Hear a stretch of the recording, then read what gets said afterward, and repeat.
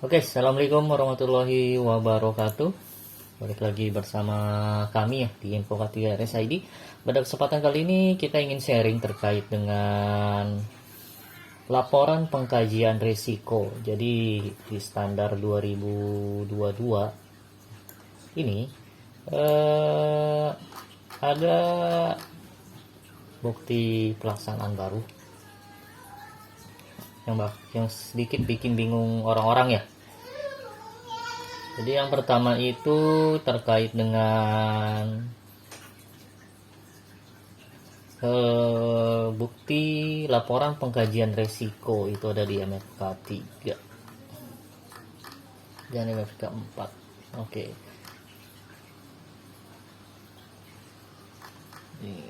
Nah, bukti laporan pemantauan risiko keselamatan yang pertama ya, jadi ada laporan pemantauan risiko keselamatan. Ini terbilang baru dan tidak ada di standar sebelumnya. Oke, lalu di standar keamanan juga ada laporan pemantauan risiko keamanan. Lalu di utilitas itu juga ada, yaitu bedanya dia adalah laporan pengkajian risiko kalau nggak salah. Nah, ini untuk laporan pengkajian risiko sendiri ada di setiap bab MFK ya, baik MFK 5, 6, 7, 8, 9 maupun 10. Nah, lalu bagaimana sih rupanya ini loh? Bagaimana bentuk dokumen dari laporan pengkajian risiko? Jadi yang namanya laporan pengkajian risiko itu sudah pasti memuat daftar risiko atau risk register. Nah, jadi silahkan teman-teman buat dulu risk registernya ya. Contohnya mungkin seperti ini atau mungkin seperti ini ya. Oke, jadi risk register itu memuat segala bahaya atau resiko terkait dengan 6 poin MFA. Kalau tadi diminta di poin keselamatan dan keamanan, maka silakan jabarkan risiko-risiko yang terkait dengan risiko keamanan dan keselamatan di rumah sakit, seperti kejadian terpeleset, kehilangan, pencurian, insiden kesulitan mengevakuasi, terjadinya penularan penyakit. Oke.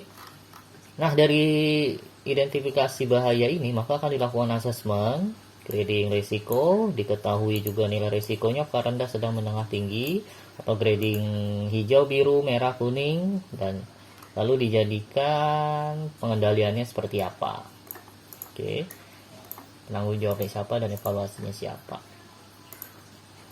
Nah, lalu yang perlu di teman-teman lakukan adalah lakukan pemantauan risiko tersebut secara berkala gitu. Lalu bagaimana sih cara melakukan pemantauan ya? Paling gampang tuh buatnya checklist gitu, checklist pemantauan risiko. Jadi silahkan buat checklist yang di dalamnya ada daftar risiko di tiap unit rumah sakit. Lalu lakukan pemantauannya gitu, apakah daftar risiko tersebut sudah dijalankan dengan benar atau belum, apakah ada insiden terkait risikonya atau tidak, atau bagaimanakah implementasinya, apakah sudah berjalan baik atau tidak gitu. Jadi teman-teman gak perlu bingung, buat aja secara sederhana ya, misalnya seperti ini, nomor resiko, pengendalian, pemantauan. Oke. Seperti ini, pengendaliannya apa, pemantauannya bagaimana. Oke. Nah, pemantauan ini silahkan dibikin item ceknya gitu, misalnya seperti apakah terjadi insiden,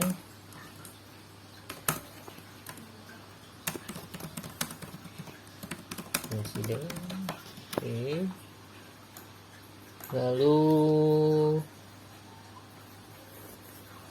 apakah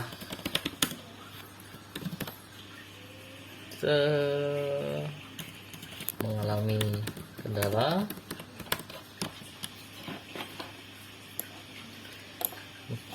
bagaimana implementasinya.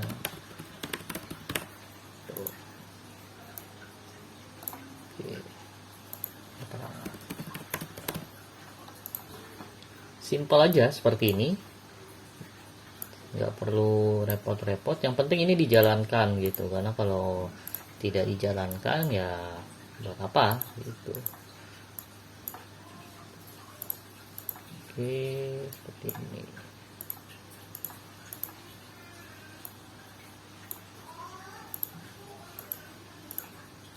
Ini tinggal dibikin checklist.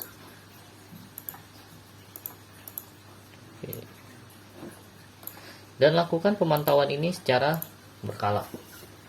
Teman-teman juga bisa melihat itu daftarnya itu per unit sih, paling gampang. Jadi nggak usah bingung, jadi silakan buat aja unitnya, misalnya di sini. Oke, misal radiologi. Nah, silakan daftar risiko yang ada di radiologi dikopikan ke sini semua. Mungkin ini jangan pengendalian ya, kategori risiko aja, grading risiko, grading risiko saja.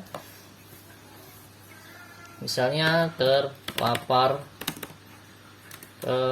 ini radiasi ya, terpapar radiasi, grading risikonya misalnya merah lah, kita bikin. Apakah pernah terjadi insiden? Tidak. Apakah mengalami kendala? Tidak. Implementasinya berjalan dengan baik. Oke. Keterangan silakan masukkan keterangan. Tuh. Atau yang kedua misalnya apalagi terkait dengan risiko dari B3 ya, atau jangan deh, atau naik apa ya, kita radiasi lalu radiasi bocor, grading risiko misalnya merah, nasien misalnya tidak, mengalami kendala tidak, implementasinya kendala gitu. Misalnya ada lagi kecelakaan kerja, entah itu terjatuh, misalnya sandung, misalnya ini kuning. Oke, apa yang terjadi? Ya, apakah mengalami kendala? Tidak. Hasilnya kurang. Nah, inilah yang namanya laporan pengkajian risiko, laporan pemantauan risiko gitu. Nah, ini sebaiknya jangan ini ya, RTL aja. Tuh, dan seperti apa. Karena yang penting itu adalah RTL, rencana tindak lanjut. Jadi dibuat seperti ini aja agar mudahnya ya.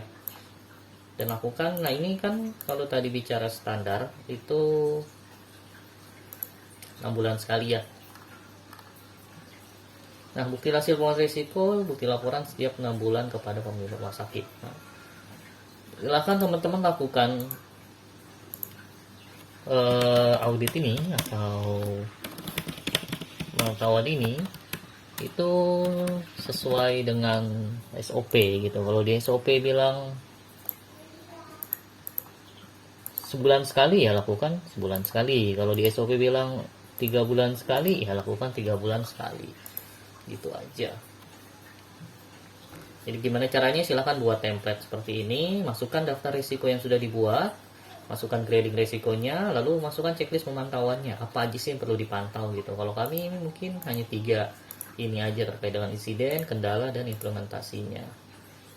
Nah, kalau teman-teman punya indikator pemantauan lain ya silahkan boleh dimasukkan di sini. Yang penting rencana tindak lanjutnya itu jangan lupa diisi. Oke, lalu siapa yang lakukan pemantauan risiko ini? Lah, pertama ini adalah pimpinan RS, komite tim K3, bagian umum K3 RS. Jadi untuk pemantauan risiko ini bisa dilaksanakan dengan ronde lingkungan ya, yang melibatkan pimpinan RS. Itu bisa sebulan sekali, bisa bekerja sama dengan PMKP atau PPI, atau bisa juga dari internal komite K3 yang lakukan ini secara konsisten, bisa juga dari bagian umum atau kepala IPSRS. Oke, mungkin dari kami sekian. Terima kasih atas waktunya. Assalamualaikum warahmatullahi wabarakatuh.